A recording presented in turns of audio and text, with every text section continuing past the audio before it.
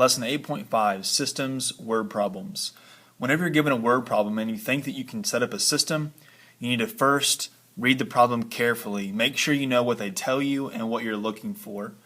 Then assign variables, usually x and y, to the information. Finally, create your two equations, create your system, and then solve the system. So let's look at two examples that you have on your paper. The first one says, Roger has some $1 bills and $5 bills in his wallet. He has 13 bills in all. He counts the money and he finds he has $29. How many $1 bills and $5 bills does he have of each? Okay, so basically here we have two pieces of information. We have $1 bills and we have $5 bills, right? And so let's assign these variables. What's called the $1 bills, what's called those X, and what's called the $5 bills Y. I'm just assigning X and Y to be pieces of information. I'm calling the dollar bills X, and I'm calling the $5 bills Y. Now, I am told that I have 13 bills in all. So I have some X's and some Y's, or some $1 bills and some $5 bills, for a total of 13 bills. So some 1's and some 5's for a total of 13 bills in all. So there's my first equation. Again, X is $1 bills, Y is $5 bills, for a total of 13 bills in all. Okay, so I could say that this equation is showing me my total bills, my total number of bills. Okay, so I'm also told that I have $29, and so my next equation can be how much total money I have, total dollars. And so if X is representing $1 bills, I would have, to represent how much money I have, I would have 1 times the number of $1 bills, right? Because a $1 bill is worth $1. And so I'm basically taking the number of dollar bills that I have and multiplying it by 1, and that would give me the amount of money I would have for dollar bills. Now, if Y represents $5 bills, then I would have 5 times the number of $5 bills, right?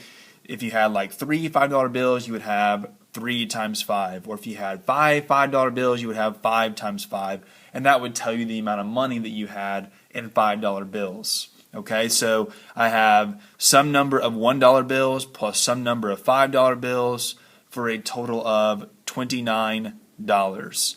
Okay, so the second equation is giving me total dollars, I could say.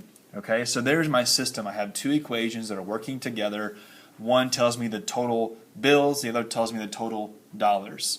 Now I need to solve the system for X and Y, and X and Y will tell me how many $1 bills and how many $5 bills that I have. Okay, so let's solve this system by elimination, because if I solve by elimination, I use LOAS, right? Line up, opposites, add, and sub in. So my equations are already lined up. I have X is stacked, Y is stacked, constants stacked. Do I have opposite terms? Right now I don't, but I can multiply by -1 to get X and -X, to get them to cancel. Okay, so what I'm going to do here is let's call the top equation, equation 1, and the bottom equation, equation 2, like we normally do. And let's multiply the bottom equation by -1, so that I'll end up with X and -X, okay? So this top equation, equation 1, let's leave it the same. X plus Y equals 13. And the bottom equation, let's multiply by -1. So -1 times 1x is -X. -1 times 5y is -5y. And -1 times 29 is -29. Okay? So I have equation 1 and equation 2. They're lined up. I now have opposites, so I can add.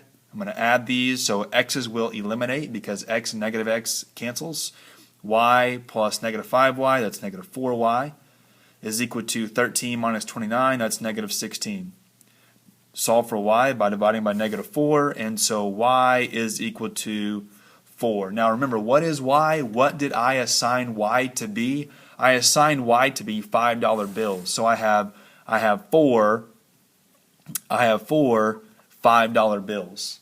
Okay, now if I have y, let's solve for x, and x will tell me how many $1 bills I have. Okay, so I know equation 1 that I wrote down, equation 1 was x plus y equals 13, and now I know what y is, so I can plug it in right there. So x plus 4 equals 13. Solve for x by moving the 4 over, and x equals 9. And what did I assign x to be? I assigned x to be the $1 bills. So I have nine $1 bills. Okay?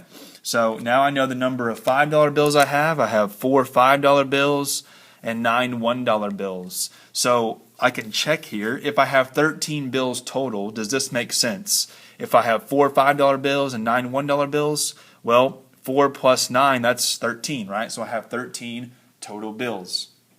What about the amount of money? Does this add up to $29? Well, if I have 4 $5 bills, that's $20, right? Because 4 times 5 is 20. And if you have 9 $1 bills, that's $9. And $20 plus $9 is $29. So, yes, this makes sense. I have 13 bills and I have $29. Let's do one more example.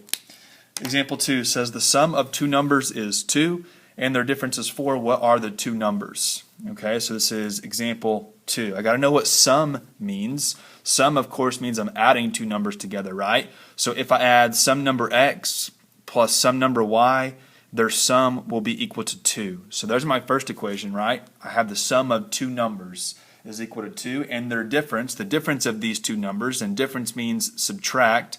So I'm going to subtract x minus y, or some number minus some other number, and that's equal to 4, it tells me, right? Remember that the word is means equals in math. So here's my system. I have equation 1 and equation 2. If I solve by elimination, I follow LOAS, right? Line up, opposites, add, sub in. My equations are lined up, x is stacked, y is stacked, constants stacked. I have opposite terms, right? Y and negative y. So I just need to add now. Those y's will eliminate. X plus x is 2x, and that's equal to 2 plus 4, which is 6. So if I solve for x by dividing both sides by 2, I would get x equals 3. Now that I know x is 3, I can sub x in to either equation, but I'm going to pick this one because the coefficient there of y is positive 1, and that's what I want to solve for. So let's copy equation 1, x plus y equals 2, and I know what x is. I can plug it in right there.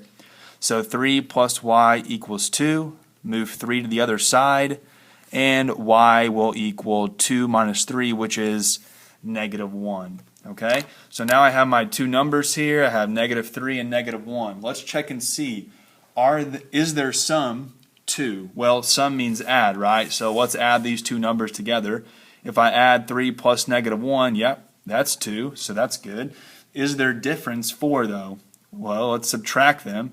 3 minus negative 1, two negatives become a positive, so slash slash, that's the same as 3 plus 1, which is 4. So yes, their sum is 2 and their difference is 4. So the two numbers are 3 and negative 1. 3 and negative 1.